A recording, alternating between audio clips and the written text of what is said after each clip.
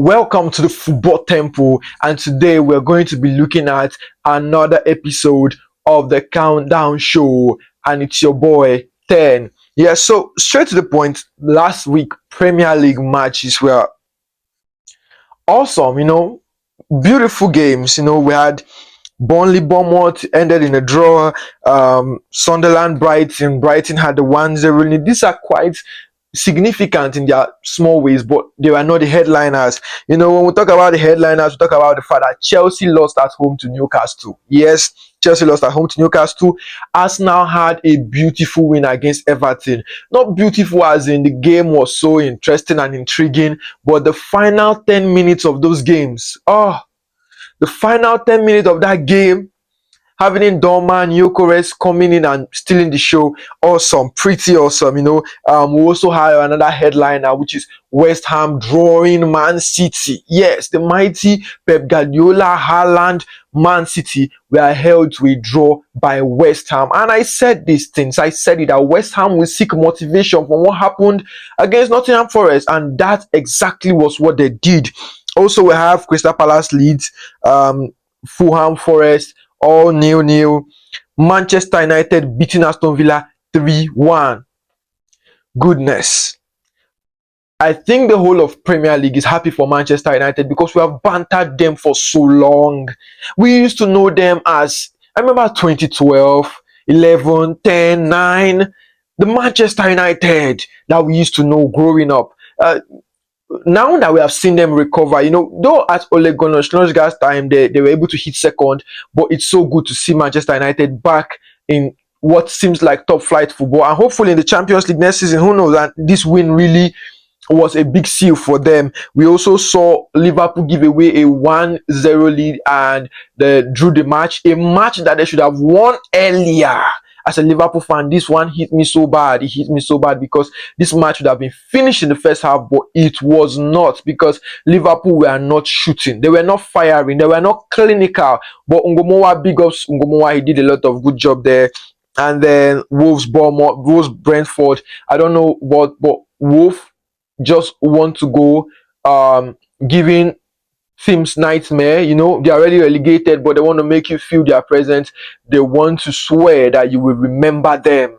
Yeah, but some of the big headliners, like I think the player of the week, the player that will be well spoken about, will be nobody else but Dorman of Arsenal. Yes, Dorman. He gave the assist, he gave the pass that made the way for Gyökeres to score, and then he scored that beautiful goal. The composure, beating the last guys of Everton and hitting an empty net so well. Like he just saved the title race. He made it clear. He gave Arsenal an advantage they did not know they will have as at the 75th minute of this game. So now, next week, what is going to happen? First off, I want to just let you know that at the moment, Manchester City versus Crystal Palace is postponed, right? And then Arsenal will not be playing. So this gives everybody a chance to meet up with Arsenal, because Arsenal are one game up above others. Now to the games that will hold. What do we think is going to happen in the following games? Quickly, in the following games, we have the opener of the week, Beaumont to be hosting the Terror, the current truly revived Michael Carrick's Red Devils. Yes, and I tell you today, it doesn't matter whether it's your home or their home. All they know is that they are here to dance. Yes, Kunha is ready to dance. Bruno is serving up the passes. Casemiro is going forward, giving us the frame of that Madrid Casemiro we knew, and even maybe a more dangerous one, because I don't remember Casemiro for goals in Madrid. He had one or two, he had some here and there, but of course, we had Ronaldo, Bale, Benzema, Asensio, and many others, right? But Casemiro has been coming through for Manchester United, and so this Manchester United side, I think, are going to win this match. I think they're going to win this match in, say, 2-0, 3-0, 3-1, but it's definitely going to be a win. Anyhow it comes, anytime it comes, they are always ready to score. It's either at the beginning of the game or at the end. with Sesko. Mostly Sesko has been the final goal scorer for them. So who knows? He's going to do it again today against Beaumont. Brighton will be hosting Liverpool. I truly cannot say Liverpool win this match. If Liverpool are going to win this match, they need to wake up. I'm a Liverpool fan, blood, right? But they need to wake up. They will need to wake up. Why? Because number one, Brighton know how to play this low block, hold back, break and counter. And Liverpool are actually currently a lazy side. The defense is not defending. The attack is not clinical, and the defense is not solid. Basically, that's it. And then the middle of the field is just, apart from Gravenberch and Szoboszlai, it just seems like Liverpool would have been sitting 14th on the table. On a serious note. And then, of course, Ekitike will have to bring that in. But hopefully, we're going to see them do something reasonable. But if they don't, they'll pay for it. And Brighton is really, really able to make this current Liverpool pay for it, because Liverpool are far from form. They are far from form. Fulham, Burnley, another relegated side. This is going to be a straight win for Fulham. But Burnley might also want to, take up the mantle just like Wolves and give you relegation scars. Yes, they are called relegation scars. Everton will be hosting Chelsea, and this is really going to be a tough match because Chelsea are not on form. Chelsea are not in a good position right now, but they will need to fight so hard to ensure that they don't drop to conference or Europa, because Champions League is a spot to go for. Manchester United have sealed the third place. So now we have Aston Villa, Chelsea, we have Liverpool, all fighting for the final fourth spot. We know Premier League is most likely going to get a fifth place. The fifth place will qualify for Champions League as well. But you don't want to take your chances on luck, on rules and regulation. You don't want to do that. And if you want to depend on Champions League performance, Premier League currently are not performing well in the Champions League. Yes, we had all teams qualifying, but then round of 16, almost all of them are going to go home, right? So you really want that fourth place. So that's why Chelsea is going to fight. But Everton at home, and they have been doing quite well. And the goal that Arsenal scored them, Gyökeres goal, they were solid, but it happened, and they decided to throw it all out. Whatever happens, let it happen. Of course, you know what happened.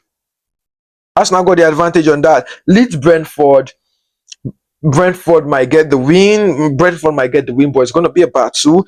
Newcastle, Sunderland. These are two teams that are looked at as the top of the middle of the table. Yes, so that middle frame, they hold the top of it. They are the most threatening team there, and they are a threat to any team. Newcastle is a threat to any team right now. Barcelona, Bayern Munich, Real Madrid, whoever it is, they have proven themselves over time, that they can be a threat. They can be a threat. They are hard not to crack. Sunderland, on the other hand, also are making a very strong statement. So this is going to be a statement match, but I think Newcastle is going to have this match. Tottenham, Forest, seriously, this is escape from pit. Because anyone who loses this match, we end up in the relegation pit. Especially if West Ham win against Aston Villa. And I told you already, Aston Villa are looking like they are going on a low trajectory. They are going this way. Because as you can see, the midfielders that held the game for them are currently injured. Their plan is no longer working as it used to because of the injuries, right? And so West Ham have also gotten a lifeline out of relegation. This match will be a final lifeline for them at this phase, especially when the two people above them with 29 and 30 points are facing each other. Will I say Forest will win? Will I say Tottenham will win? I think this match will end a draw. It will end a draw, I think so. But if it's not going to be a draw, whoever gets the win have to pull out something very, very, very strong. If not, this game, I call it a draw. West Ham, Aston Villa, I think West Ham are having the win. Yes, Aston Villa are going to be comfortable in Europa League. They did well last season, Champions League. No one doubts their magnificent work that they did. But they're not that team. We all know them. What is more of a reality for them to win is Europa than the Champions League. That's the fact. It's more realistic to win the Europa than the Champions League for a team like Aston Villa. And I think it will be more glorious to lift the Europa Cup, give you a Champions League chance next season, than to go to the Champions League and then be knocked out a round of 16 or quarterfinals. Come on, please don't do that to yourselves. So on the other hand, West Ham are fighting to escape the pit as well, the pit of relegation.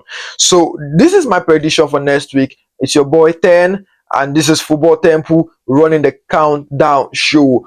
Look forward to seeing you in the next episode. In the next video, please do well to watch that. We'll be talking about other leagues. Thank you very much, and do have a nice time. Peace out.